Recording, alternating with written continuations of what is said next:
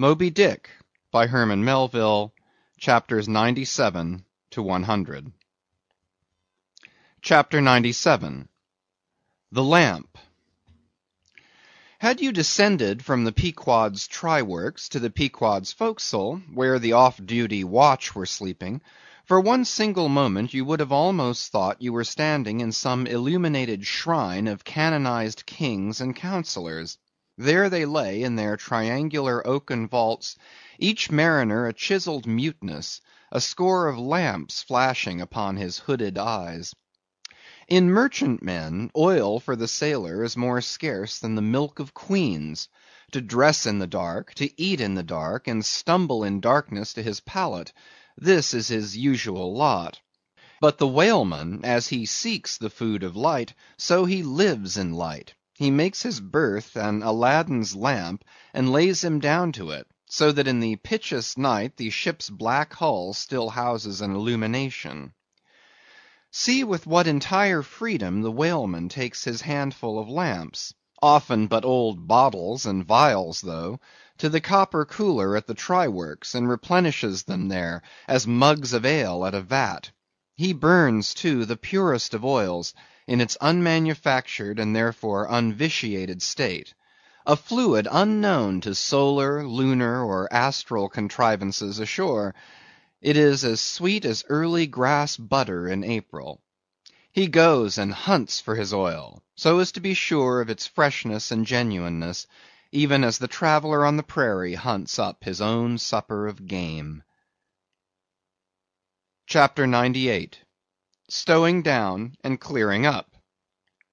Already it has been related how the great Leviathan is afar off descried from the masthead, how he is chased over the watery moors, and slaughtered in the valleys of the deep, how he is then towed alongside and beheaded, and how, on the principle which entitled the headsman of old to the garments in which the beheaded was killed, his great padded surtout becomes the property of his executioner, how in due time he is condemned to the pots, and like Shadrach, Meshach, and Abednego, his spermaceti, oil, and bone pass unscathed through the fire.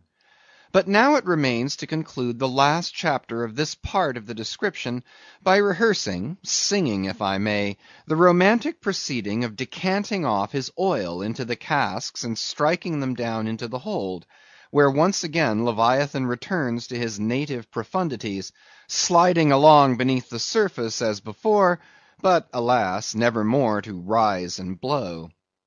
While still warm, the oil, like hot punch, is received into the 6-barrel casks, and while, perhaps, the ship is pitching and rolling this way and that in the midnight sea, the enormous casks are slewed round and headed over, end for end, and sometimes perilously scoot across the slippery deck, like so many landslides, till at last, man-handled and stayed in their course, and all round the hoops rap go as many hammers as can play upon them, for now ex officio every sailor is a cooper.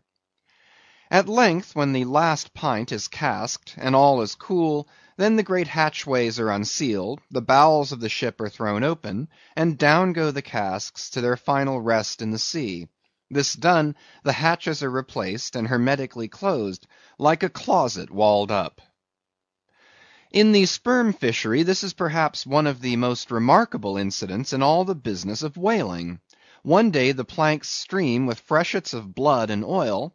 On the sacred quarter-deck enormous masses of the whale's head are profanely piled. Great rusty casks lie about as in a brewery yard. The smoke from the try works has besooted all the bulwarks, the mariners go about suffused with unctuousness, the entire ship seems great Leviathan himself, while on all hands the din is deafening. But a day or two after, you look about you and prick your ears in this selfsame ship, and were it not for the tell-tale boats and try works, you would all but swear you trod some silent merchant vessel with a most scrupulously neat commander. The unmanufactured sperm oil possesses a singularly cleansing virtue. This is the reason why the decks never look so white as just after what they call an affair of oil. Besides, from the ashes of the burned scraps of the whale, a potent lye is readily made, and whenever any adhesiveness from the back of the whale remains clinging to the side, that lye quickly exterminates it.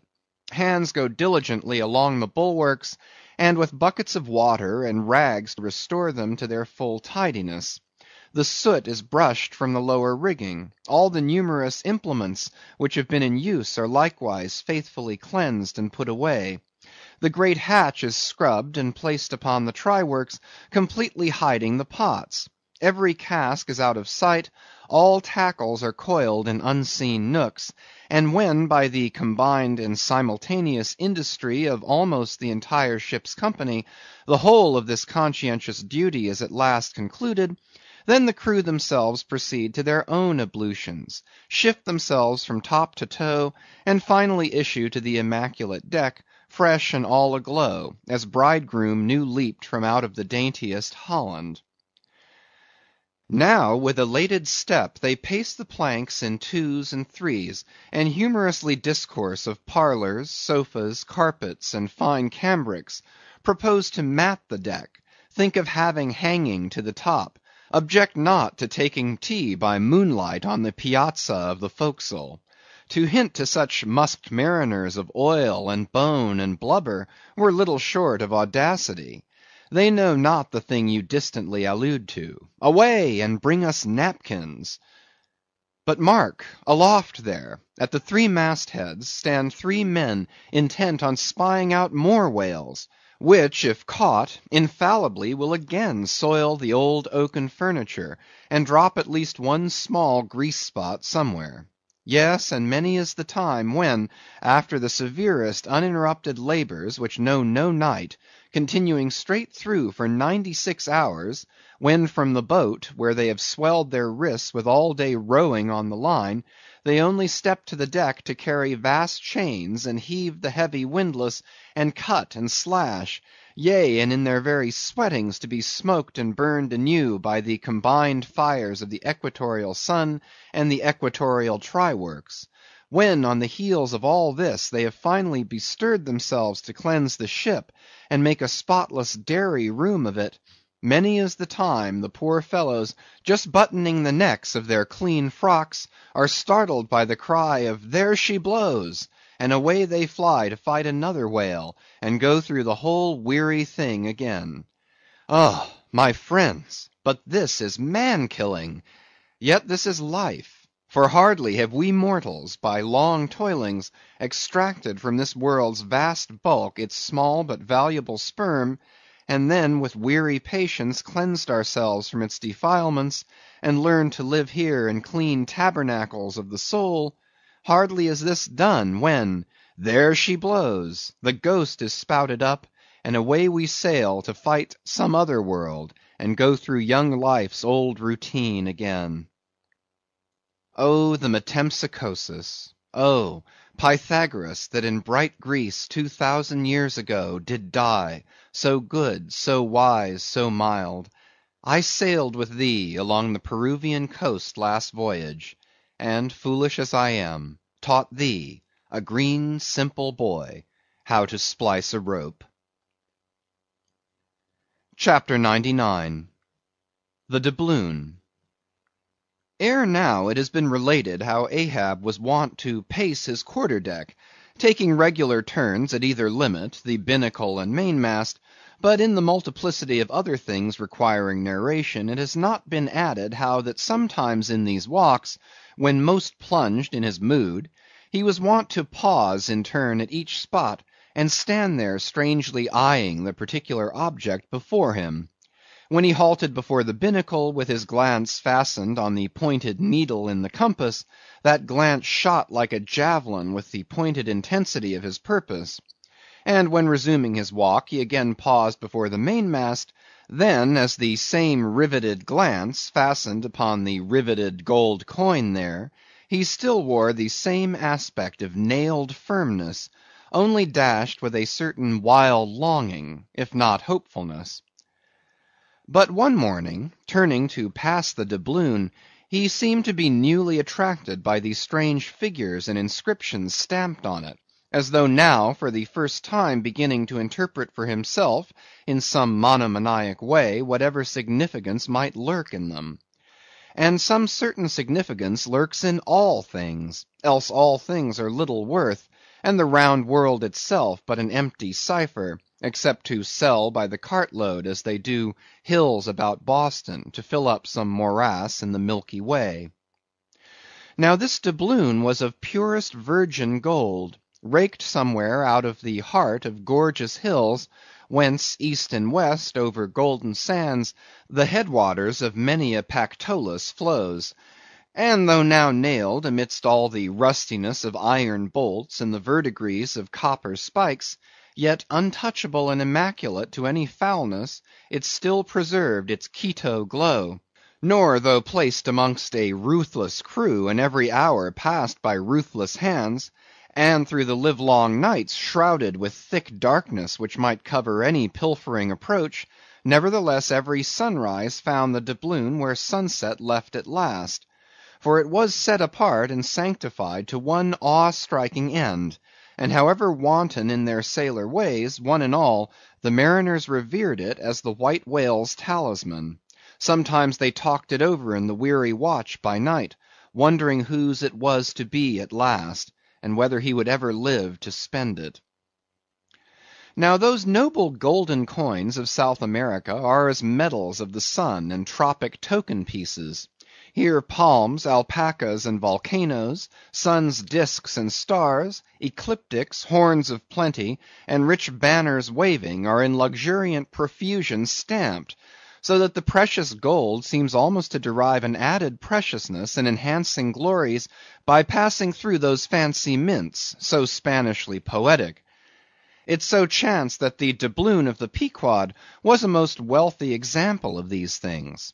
On its round border it bore the letters Republica del Ecuador, Quito.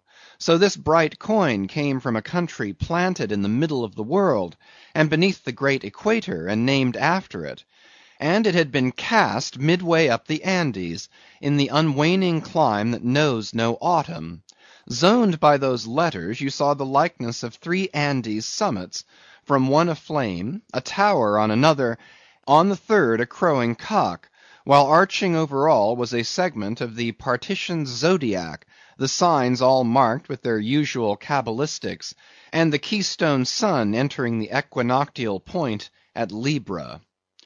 Before this equatorial coin, Ahab, not unobserved by others, was now pausing.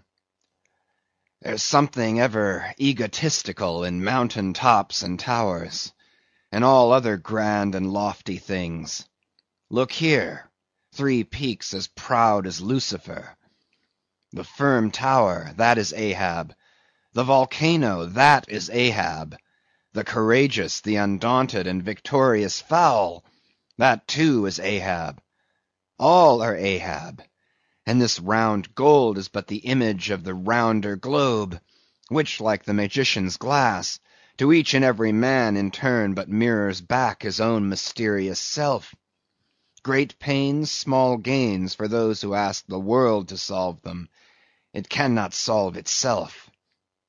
Methinks now this coined sun wears a ruddy face. But see, aye, he enters the sign of storms, the equinox. And but 6 months before he wheeled out of a former equinox at Aries. From storm to storm. So be it then. Born in throes, it is fit that man should live in pains and die in pangs. So be it then. Here's stout stuff for woe to work on. So be it then. No fairy fingers can have pressed the gold, but the devil's claws must have left their mouldings there since yesterday, murmured Starbuck to himself, leaning against the bulwarks. The old man seems to read Belshazzar's awful writing. I have never marked the coin inspectingly. He goes below. Let me read. A dark valley between 3 mighty heaven-abiding peaks, that almost seem the Trinity in some faint earthly symbol. So in this vale of death God girds us round, and over all our gloom the sun of righteousness still shines a beacon and a hope. If we bend down our eyes, the dark veil shows her mouldy soil, but if we lift them, the bright sun meets our glance half-way to cheer. Yet oh, the great sun is no fixture, and if, at midnight, we would fain snatch some sweet solace from him, we gaze for him in vain. This coin speaks wisely, mildly, truly, but still sadly to me. I will quit it, lest truth shake me falsely. There now's the old Mogul, soliloquized Stubb by the try works. He's been twigging it, and there goes Starbuck from the same, and both with faces which I should say might be somewhere within 9 fathoms long, and all from looking at a piece of gold, which did I have it now on Negro Hill or in Corlear's Hook, I'd not look at it very long ere spending it. Humph! In my poor insignificant opinion, I regard this as queer. I have seen doubloons before now in my voyagings, your doubloons of old Spain, your doubloons of Peru, your doubloons of Chile, your doubloons of Bolivia, your doubloons of Popayan, with plenty of gold moidores and pistoles, and joes and half-joes and quarter-joes. What should there then be in this doubloon of the equator that is so killing wonderful? By Golconda, let me read it once. Hallo! Here's signs and wonders truly. That now is what old Bowditch in his epitome calls the zodiac, and what my almanac below calls ditto. I'll get the almanac, and as I have heard devils can be raised with Daboll's arithmetic, I'll try my hand at raising a meaning out of these queer curvicues here with the Massachusetts calendar. Here's the book. Let's see now. Signs and wonders, and the sun, he's always among 'em. Hem, hem, hem. Here they are. Here they go, all alive. Aries, or the ram, Taurus, or the bull, and Jiminy, here's Gemini himself, or the twins. Well, the sun he wheels among 'em. Aye, here on the coin he's just crossing the threshold between 2 of the 12 sitting rooms all in a ring. Book, you lie there. The fact is, you books must know your places. You do to give us the bare words and facts, but we come in to supply the thoughts. That's my small experience, so far as the Massachusetts calendar, and Bowditch's navigator, and Daboll's arithmetic go. Signs and wonders, eh? Pity if there is nothing wonderful in signs and significant in wonders. There's a clue somewhere. Wait a bit. Hist! Hark! By Jove! I have it! Look you, doubloon, your zodiac here is the life of man in one round chapter, and now I'll read it off, straight out of the book. Come, almanac. To begin, there's Aries, or the ram. Lecherous dog, he begets us. Then Taurus, or the bull. He bumps us the first thing. Then Gemini, or the twins, that is virtue and vice. We try to reach virtue, when lo, comes Cancer the crab and drags us back. And here, going from virtue, Leo, a roaring lion, lies in the path. He gives a few fierce bites and surly dabs with his paw. We escape and hail Virgo, the virgin. That's our first love. We marry and think to be happy for aye, when pop comes Libra, or the scales, happiness weighed and found wanting. And while we are very sad about that, Lord, how we suddenly jump, as Scorpio, or the scorpion, stings us in the rear. We are curing the wound, when whang come the arrows all around. Sagittarius, or the archer, is amusing himself. As we pluck out the shafts, stand aside. Here's the battering ram, Capricornus, or the goat. Full tilt he comes rushing, and headlong we are tossed, when Aquarius, or the water-bearer, pours out his whole deluge and drowns us. And to wind up with Pisces, or the fishes, we sleep. There's a sermon now, writ in high heaven, and the sun goes through it every year, and yet comes out of it all alive and hearty. Jollily he, aloft there, wheels through toil and trouble, and so, alow here, does jolly Stubb. Ah, jolly's the word for aye. Adieu, doubloon. But stop, here comes little King Post. Dodge round the try-works, now, and let's hear what he'll have to say. There, he's before it. He'll out with something presently. So, he's beginning. I see nothing here but a round thing made of gold, and whoever raises a certain whale, this round thing belongs to him. So what's all this staring been about? It is worth $16, that's true, and at 2 cents the cigar, that's 960 cigars. I won't smoke dirty pipes like Stubb, but I like cigars, and here's 960 of them. So here goes Flask aloft to spy 'em out. Shall I call that wise or foolish now? If it be really wise, it has a foolish look to it. Yet if it be really foolish, then it has a sort of wise-ish look to it. But avast, here comes our old Manxman, the old hearse driver he must have been, that is, before he took to the sea. He luffs up before the doubloon, hallo, and goes round the other side of the mast. Why, there's a horseshoe nailed on that side. And now he's back again. What does that mean? Hark! He's muttering, voice like an old worn-out coffee-mill. Prick ears and listen. If the white whale be raised, it must be in a month and a day when the sun stands in some one of these signs. I've studied signs, and know their marks. They were taught me 20 years ago by an old witch in Copenhagen. Now, in what sign will the sun then be? The horseshoe sign. For there it is right opposite the gold. And what's the horseshoe sign? The lion is the horseshoe sign. The roaring and devouring lion.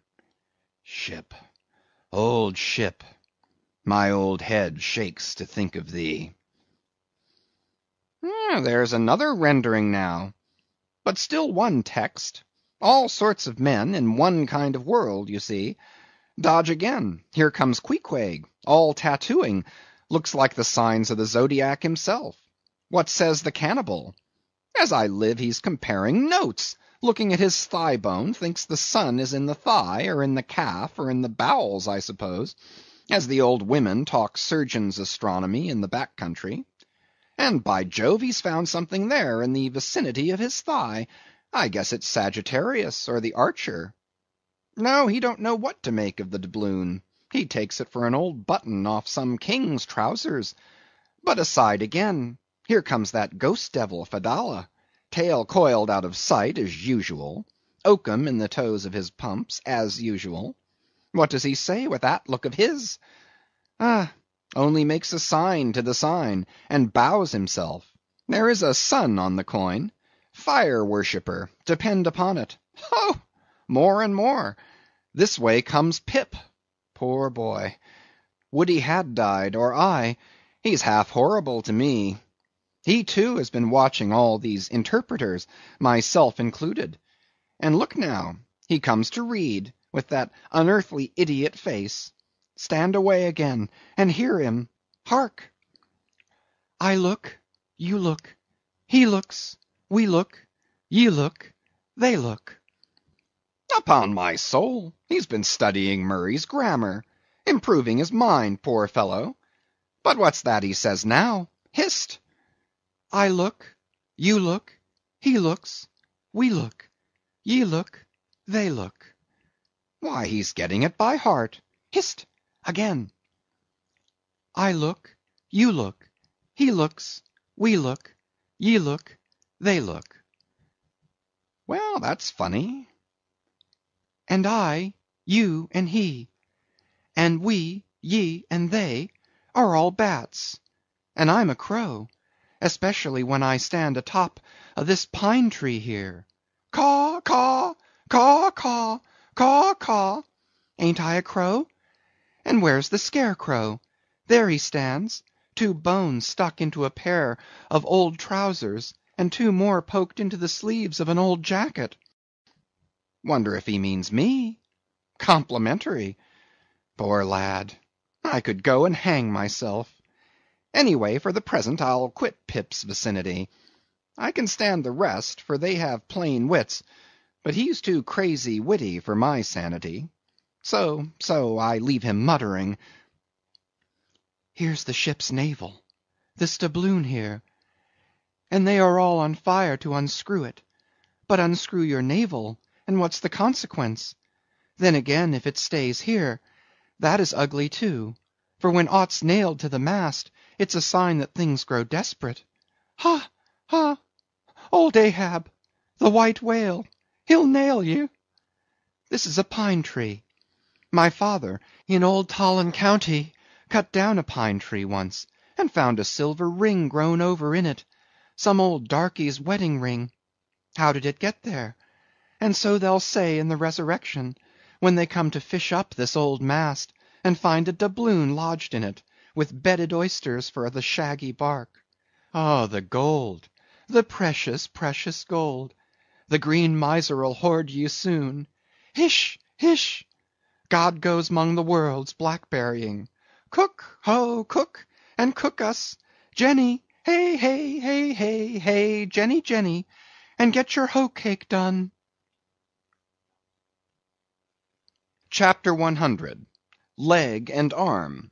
The Pequod of Nantucket meets the Samuel Enderby of London. Ship ahoy! Hast seen the white whale? So cried Ahab, once more hailing a ship showing English colors, bearing down under the stern. Trumpet to mouth, the old man was standing in his hoisted quarter-boat, his ivory leg plainly revealed to the stranger captain, who was carelessly reclining in his own boat's bow.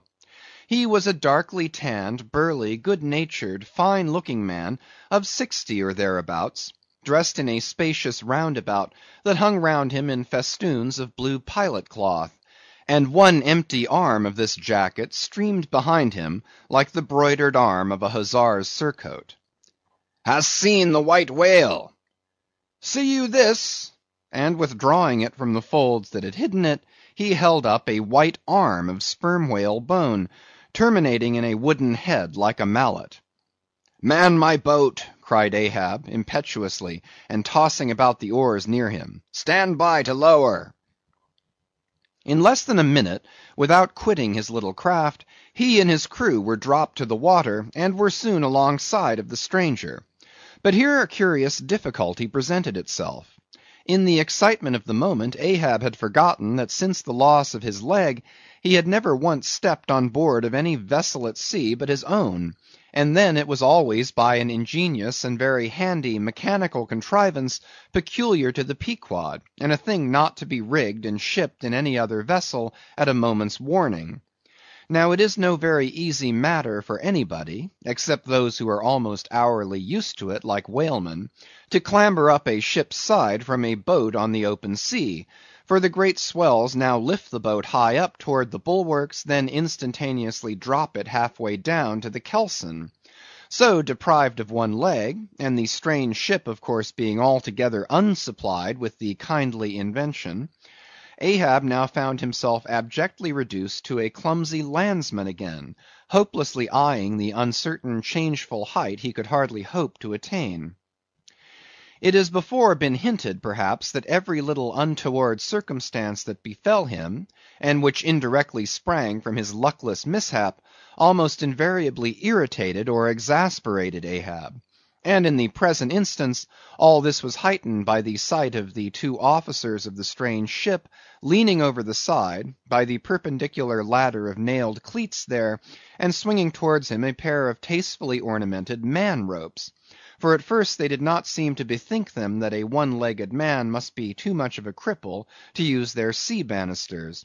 But this awkwardness only lasted a minute, because the strange captain, observing at a glance how affairs stood, cried out, I see, I see! Avast heaving there! Jump, boys, and swing over the cutting tackle! As good luck would have it, they had had a whale alongside a day or two previous, and the great tackles were still aloft, and the massive curved blubber hook, now clean and dry, was still attached to the end. This was quickly lowered to Ahab, who, at once comprehending it all, slid his solitary thigh into the curve of the hook (it was like sitting in the fluke of an anchor, or the crotch of an apple tree), and then giving the word, held himself fast, and at the same time also helped to hoist his own weight by pulling hand over hand upon one of the running parts of the tackle. Soon he was carefully swung inside the high bulwarks, and gently landed upon the capstan head. With his ivory arm frankly thrust forth in welcome, the other captain advanced, and Ahab, putting out his ivory leg, and crossing the ivory arm, like two swordfish blades, cried out in his walrus way, "Aye, aye, hearty! Let us shake bones together, an arm and a leg, an arm that never can shrink, d'ye see, and a leg that never can run. Where didst thou see the white whale? How long ago?" "The white whale," said the Englishman, pointing his ivory arm towards the east, and taking a rueful sight along it, as if it had been a telescope. "There I saw him, on the line last season." "And he took that arm off, did he?" asked Ahab, now sliding down from the capstan, and resting on the Englishman's shoulder as he did so. "Aye, he was the cause of it at least. And that leg too?" "Spin me the yarn," said Ahab. "How was it?" "It was the first time in my life that I ever cruised on the line," began the Englishman. "I was ignorant of the white whale at that time.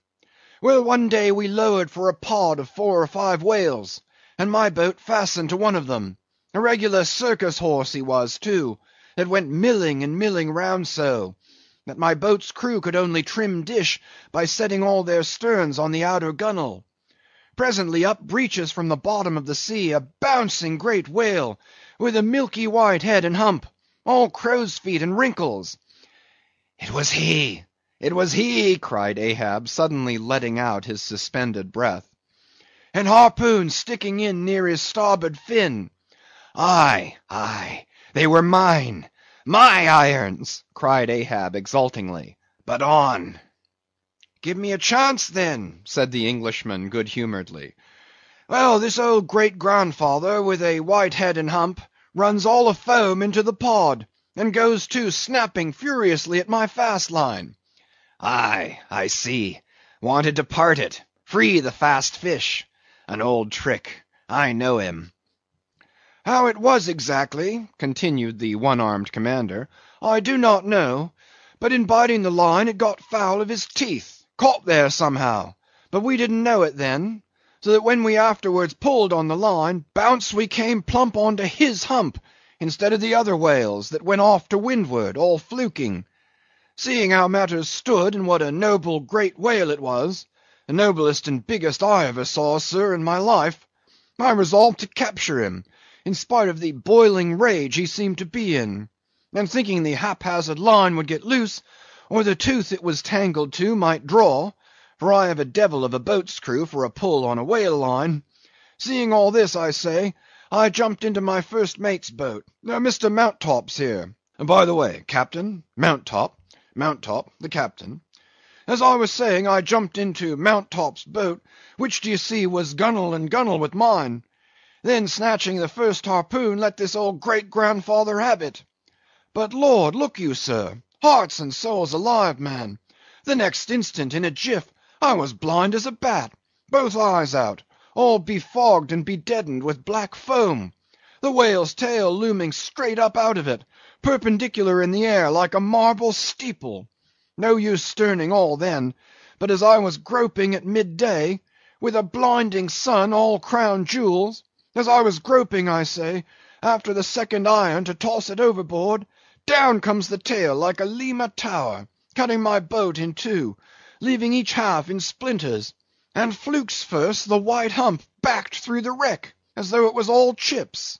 We all struck out.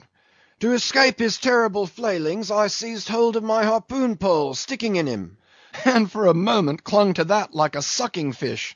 But the combing sea dashed me off, and at the same instant the fish, taking one good dart forward, went down in a flash, and the barb of that cursed second iron towing along near me caught me here," clapping his hand just below his shoulder.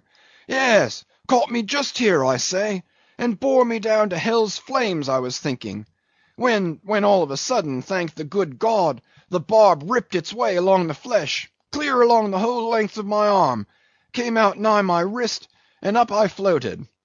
And that gentleman there will tell you the rest. By the way, Captain, Dr. Bunger, ship's surgeon. Bunger, my lad, the captain. Now, Bunger, boy, spin your part of the yarn." The professional gentleman thus familiarly pointed out, had been all the time standing near them, with nothing specific visible to denote his gentlemanly rank on board. His face was an exceedingly round but sober one. He was dressed in a faded blue woolen frock or shirt, and patched trousers, and had thus far been dividing his attention between a marling spike he held in one hand, and a pill-box held in the other, occasionally casting a critical glance at the ivory limbs of the two crippled captains. But at his superior's introduction of him to Ahab, he politely bowed, and straightway went on to do his captain's bidding. "It was a shocking bad wound," began the whale surgeon, "and taking my advice, Captain Boomer here stood our old Sammy—" "Samuel Enderby is the name of my ship," interrupted the one-armed captain, addressing Ahab. "Go on, my boy." "Stood our old Sammy off to the northward, to get out of the blazing hot weather there on the line. But it was no use. I did all I could, sat up with him nights, was very severe with him in the matter of diet." "Oh, very severe," chimed in the patient himself, then suddenly altering his voice, "drinking hot rum toddies with me every night, till he couldn't see to put on the bandages, and sending me to bed half seas over, about 3 o'clock in the morning. Oh, ye stars! He sat up with me, indeed, and was very severe in my diet. Oh, a great watcher, and very dietetically severe is Dr. Bunger. Bunger, you dog, laugh out, why don't you? You know you're a precious jolly rascal. But heave ahead, boy. I'd rather be killed by you than kept alive by any other man." "My captain, you must have ere this perceived, respected sir," said the imperturbable, godly-looking Bunger, slightly bowing to Ahab, "is apt to be facetious at times. He spins us many clever things of that sort. But I may as well say, en passant, as the French remark, that I myself, that is to say, Jack Bunger, late of the reverend clergy, am a strict, total abstinence man. I never drink—" "Water!" cried the captain. "He never drinks it. It's a sort of fits to him. Fresh water throws him into the hydrophobia. But go on with the arm story." "Yes, I may as well," said the surgeon coolly. "I was about observing, sir, before Captain Boomer's facetious interruption, that, spite of my best and severest endeavours, the wound kept getting worse and worse. The truth was, sir, it was as ugly gaping a wound as surgeon ever saw, more than 2 feet and several inches long. I measured it with the lead line. In short, it grew black. I knew what was threatened, and off it came. But I had no hand in shipping that ivory arm there. That thing is against all rule," pointing at it with the marling spike. "That is the captain's work, not mine. He ordered the carpenter to make it. He had that club hammer there put to the end to knock some one's brains out with, I suppose, as he tried mine once. He flies into diabolical passions sometimes. Do you see this dent, sir?" removing his hat, and brushing aside his hair, and exposing a bowl-like cavity in his skull, but which bore not the slightest scarry trace, nor any token of ever having been a wound. "Well, the captain there will tell you how that came here. He knows." "No, I don't," said the captain, "but his mother did. He was born with it. Oh, you solemn rogue, you Bunger! Was there ever such another Bunger in the watery world? Bunger, when you die, you ought to die in pickle, you dog. You should be preserved to future ages, you rascal." "What became of the white whale?" now cried Ahab, who thus far had been impatiently listening to this by-play between the two Englishmen. "Oh!" cried the one-armed captain. "Oh, yes. Well, after he sounded, we didn't see him again for some time. In fact, as I before hinted, I didn't then know what whale it was that had served me such a trick, till some time afterwards, when coming back to the line, we heard about Moby Dick, as some call him, and then I knew it was he." "Didst thou cross his wake again?" "Twice." "But could not fasten?" "Didn't want to try to. Ain't one limb enough? What should I do without this other arm? And I'm thinking Moby Dick doesn't bite so much as he swallows." "Well, then," interrupted Bunger, "give him your left arm for bait to get the right. Do you know, gentlemen," very gravely and mathematically bowing to each captain in succession, Do you know, gentlemen, that the digestive organs of the whale are so inscrutably constructed by divine providence, that it is quite impossible for him to completely digest even a man's arm? And he knows it too. So that what you take for the white whale's malice is only his awkwardness. For he never means to swallow a single limb, he only thinks to terrify by feints.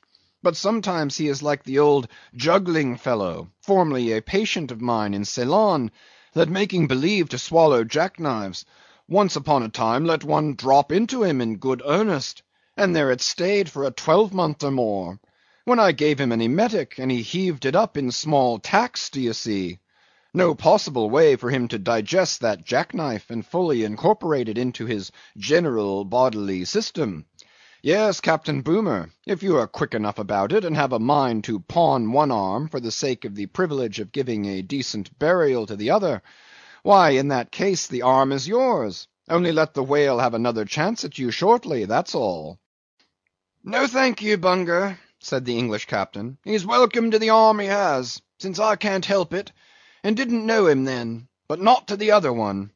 No more white whales for me. I've lowered for him once, and that has satisfied me. There would be great glory in killing him, I know that, and there is a shipload of precious sperm in him. But hark ye, he's best let alone. Don't you think so, Captain? Glancing at the ivory leg. He is, but he will still be hunted for all that. What's best let alone? That accursed thing is not always what least allures. He's all a magnet. How long since thou saw him last? Which way heading? Bless my soul, and curse the foul fiends, cried Bunger, stoopingly walking round Ahab, and like a dog strangely snuffing. This man's blood! Bring the thermometer! It's at the boiling point! His pulse makes these planks beat! Sir! Taking a lancet from his pocket, and drawing near to Ahab's arm. Avast! roared Ahab, dashing him against the bulwarks. Man the boat! Which way heading? Good God! cried the English captain, to whom the question was put. What's the matter? He was heading east, I think. Is your captain crazy? Whispering Fedallah. But Fedallah, putting a finger on his lips, slid over the bulwark to take the boat's steering oar, and Ahab, swinging the cutting tackle towards him, commanded the ship's sailors to stand by to lower. In a moment he was standing in the boat's stern, and the Manilla men were springing to their oars. In vain the English captain hailed him. With back to the stranger ship, and face set like a flint to his own, Ahab stood upright till alongside of the Pequod. End of chapters 97 to 100.